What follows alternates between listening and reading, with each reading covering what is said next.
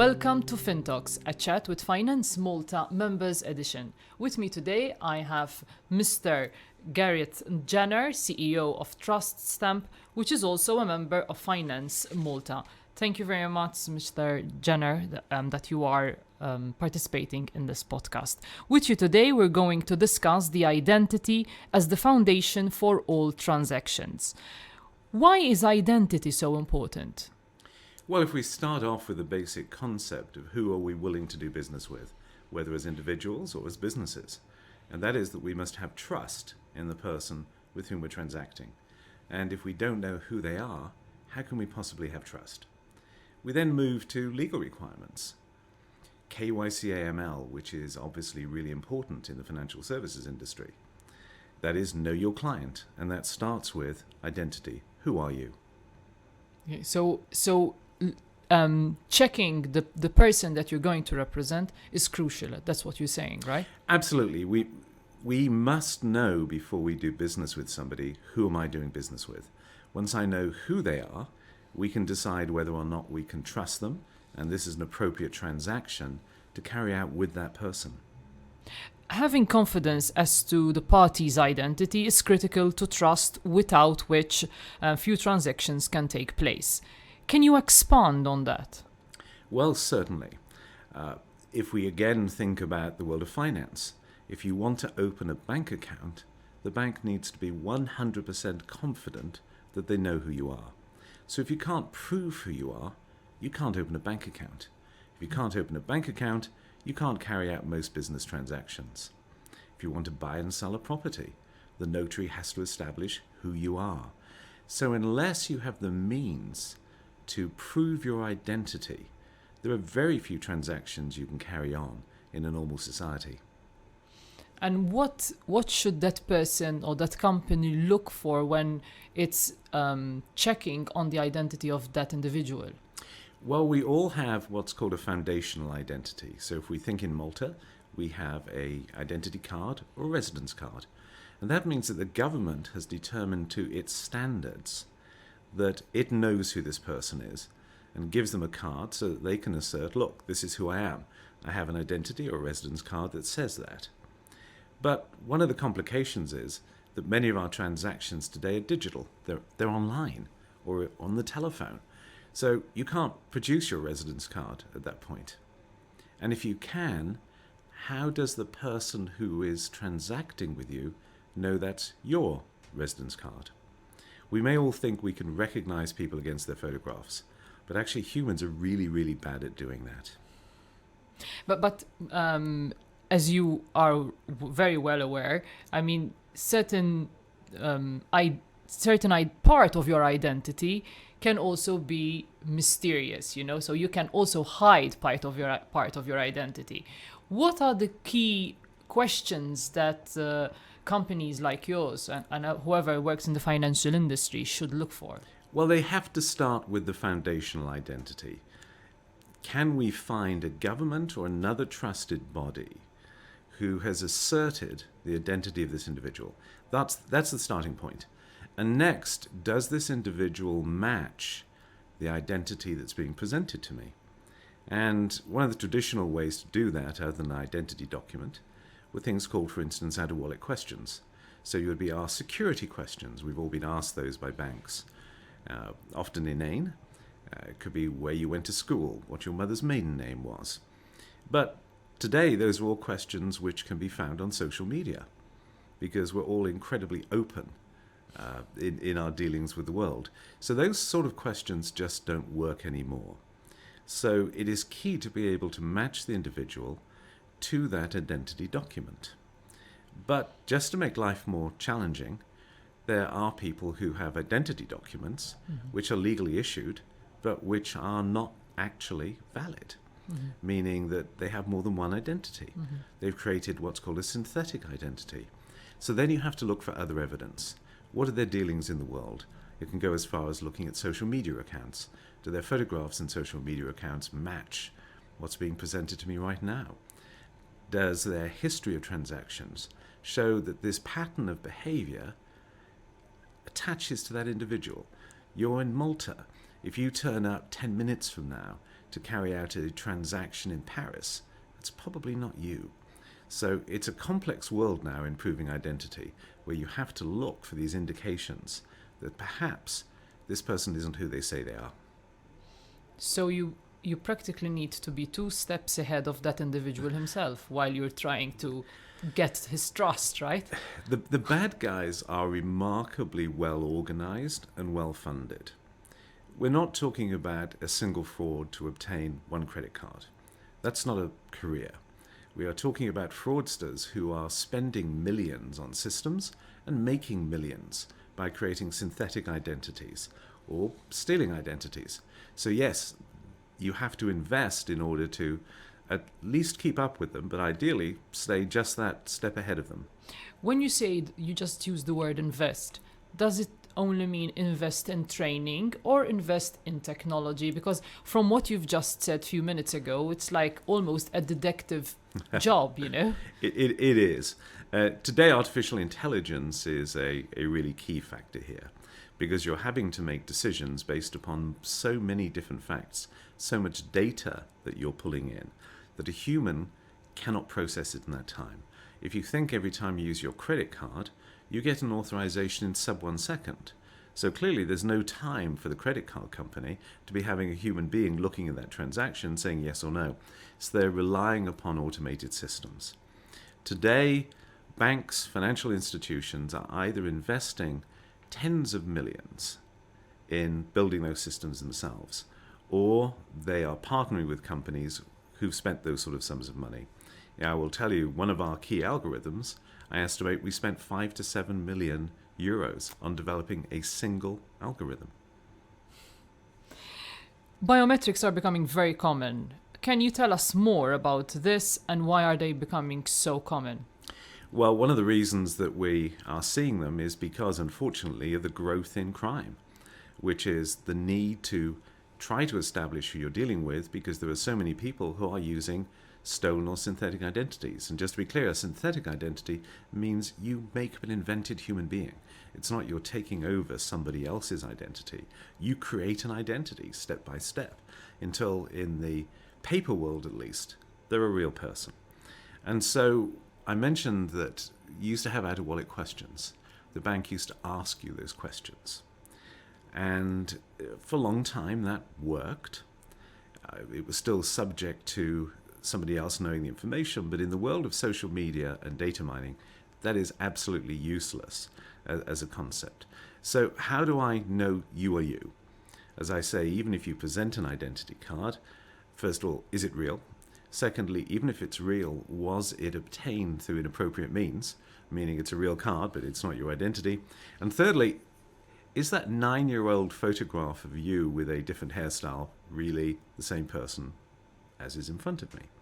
Now, apart from people who are called super recognizers, who we all see in the movies, we're all pretty awful at verifying who somebody really is. So that's where biometrics come in. And so biometrics, by the nature of the word, just means you're measuring the biometric factors. But this is done in a way which is far more complex than we're capable of, meaning in the case of one of our tools, 1.3 million different measurements are taken in microseconds and compared to your face. Now, things do change on your face, and so there are also aging algorithms, but the fact is there are certain fundamentals that stay the same. The distance between the center of your pupils doesn't vary day by day.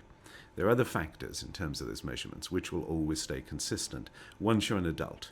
And so biometrics is about taking those measurements and comparing them in order to say, what is the probability this person is who they say they are?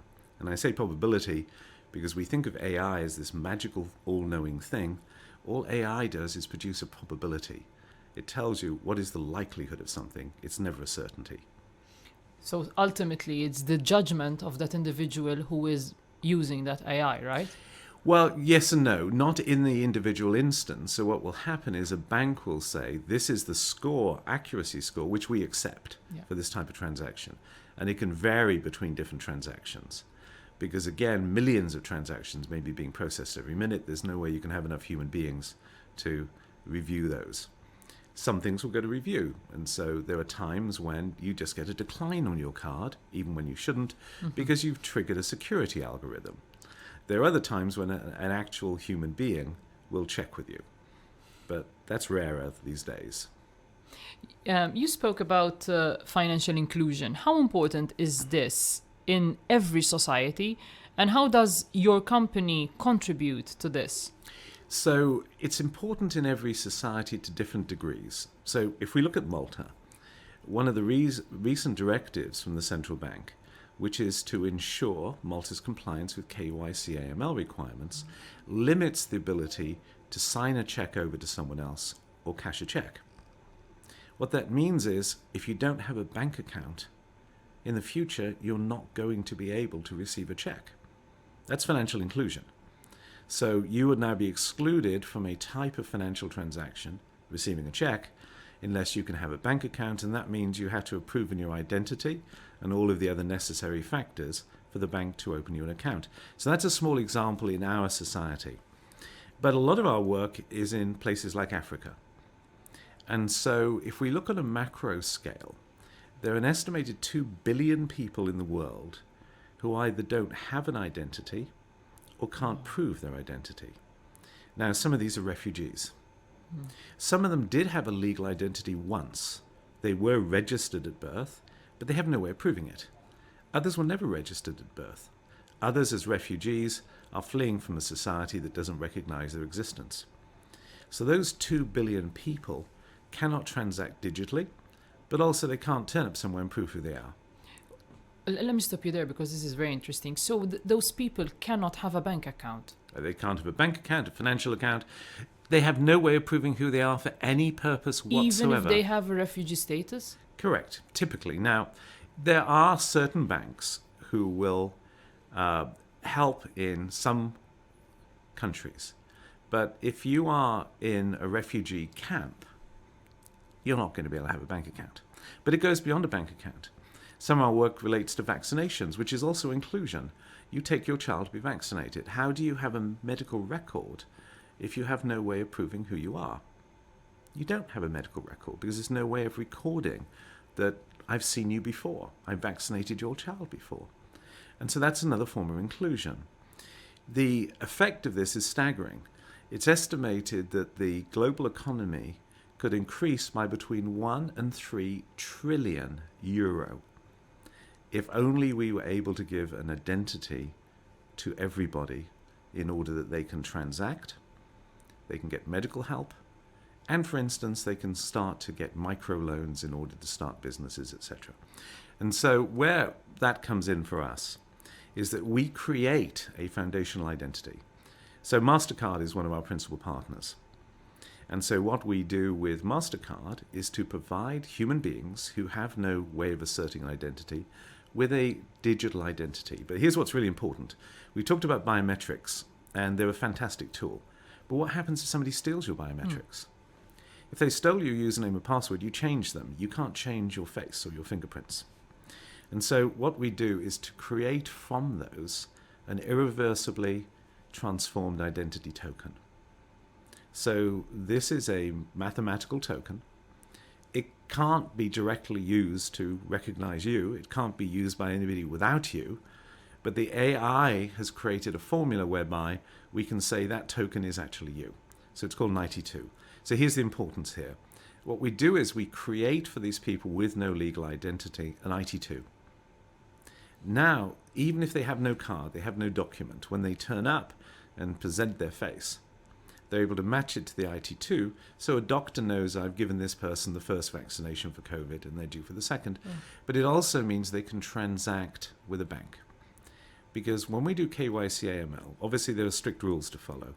But really what we need to worry about most is, does this human being have more than one account? Because there are limits on financial transactions you can carry out. But if you've got 10 accounts, of course, you circumvent the limits. So what the IT2 says is, I don't care that your name's John. It's not really relevant. This human being represented by this IT2 has only one account. And so a couple of weeks ago, it was announced that MasterCard has partnered with an African company called Paycode, and over the next 3 years will create financial accounts for 30 million people in Africa with no identity for the purpose of getting a financial account. That's financial inclusion. And it works because of our technology. These 30 million people may or may not have an identity document, but they will have an IT2. And which help the economy. Well, it helps the economy because now they can get microloans. They can register their children for school. They can start to the path to home ownership. They can build a credit rating because you can see what transactions they did. And the ripple effect, obviously, is huge because 30 million people may represent 100 million by the time you look at their family members. All that you've just suggested now and also that is being, in a way, implemented, how are the authorities taking this, the respective governments? So everybody has a concern about the use of biometrics for a couple of reasons. One is the loss, as we said. What happens if your biometrics are lost? But second is misuse. So we've seen a lot of concern about whether if you give your biometrics for one particular purpose, they could be used to track you. Surveillance. And so that is a concern. It's a concern of citizens, but governments also do worry about that. And what's key here is the reason that we focused on this concept of the identity token is your identity token cannot be stolen and it cannot be misused. Mm-hmm. So this fits well in with things like GDPR. Collect and use the minimum of data and don't store personal data that you don't need to store. So this is the path that governments want to see happen. Mr. Jenner, thank you so much for this interesting conversation. I encourage you all to follow this podcast on our YouTube channel and all our media platforms. Thank you very much.